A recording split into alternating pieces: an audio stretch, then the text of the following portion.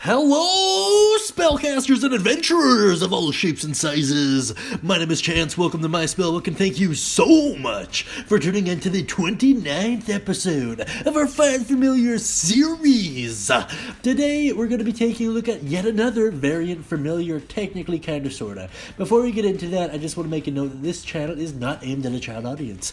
That being said, today we're going to be taking a look at this Pseudodragon for a second time, this time under the light of a variant familiar, meaning there's no official way to get them in D&D, but upon a DM's discretion call, they can be included just fine.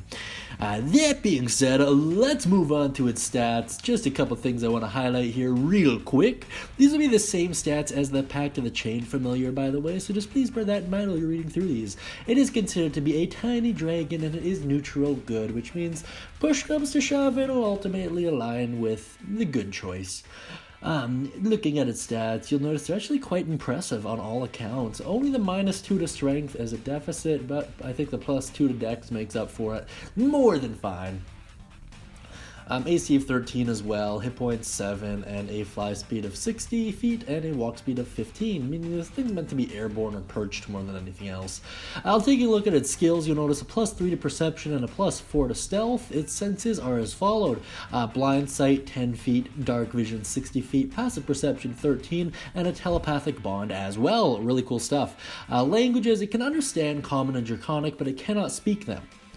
Now let's take a look at its other senses. It has keen senses, which is super great stuff. Gives it advantage on perception checks that rely on sight, hearing, and smell. Really good. It also has limited telepathy. What that means is it can telepathically communicate with creatures within 100 feet of it, so long as they can understand a language, which is pretty cool. It has magic resistance as well, which gives it advantage on saving throws against spells and other magical effects, which is just peachy keen. What makes this primarily different from the typical Pact of the Chain Pseudodragon is this familiar trait. When it decides to serve another creature, it forms a telepathic bond with the companion, and they are bonded. This lasts up to an entire mile, mind you, and they also get access to the same magical resistance while they're within 10 feet of each other, which is super great. The Pseudodragon also has the ability to end the bond should its master do anything that it doesn't like, which is really cool stuff. I kind of like the whole gameplay mechanic there. Let's move on to its actions now. If you'll notice, the attack and sting or the bite and sting actions are exactly the same as the Pact of the Chain familiar. The bite +4 to hit and deals 4 damage, and the sting +4 to hit deals 4 damage, but also poisons on a DC 11 Constitution saving throw. They become poisoned for an hour. If they fail the throw by 5 or more, they are actually rendered unconscious for that hour duration, or until they take damage or another creature tries to wake them, which is super good stuff. I want to point out that poison is actually incredibly valuable in the black market, and it is incredibly useful to adventurers, so that's kind of the most redeemable part of the Pseudodragon. Great ways to incorporate this into your campaign would be to actually give it to a friendly wizard that's helping them out, or make it a friendly wizard's familiar and have the familiar seek out the party, saying that the wizard was captured by bandits or what have you.